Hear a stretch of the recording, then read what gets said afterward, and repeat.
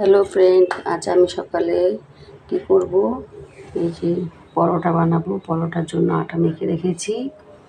আর এখন আমি একটা সবজি বানাবো। সবজির জন্য আমি আলু, টমেটো, কাঁচা লঙ্কা, আর শনিবার তার জন্য এটা নিরামিষভাবে করে নেব।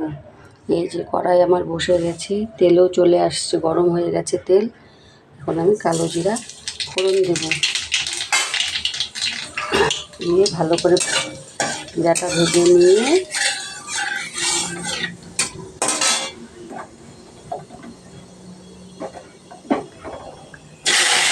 ভেজে নিচ্ছি।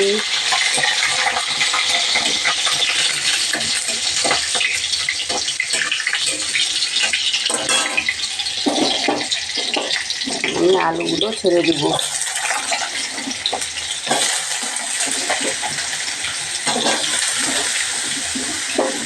পরোটার যদি এই সবজিটা বেশ ভালোই লাগে খেতে। পরোটা বা রুটি বা লুচি এই সবজিটা নিরামিষ সবজিটা খেতে বেশ ভালোই লাগে।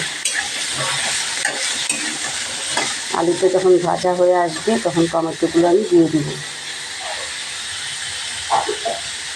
একটু লবণ দিলাম, লবণ দিয়ে একটু আলুটাকে ভালো করে ভেজে নিই।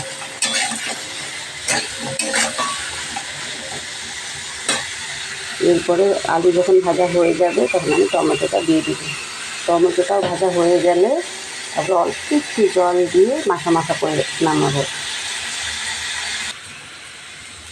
তারপর আলুটা আমার লাল হয়েই আসছে, এখন আমি টমেটোগুলো দিয়ে দিব।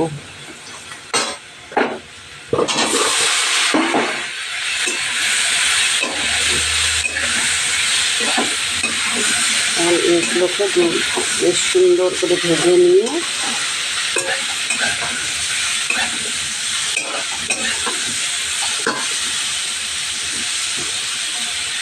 টমেটোটা যখন ভাজা হয়ে আসবে তখন পরিমাণ মতো একটু জল দিয়ে দিব।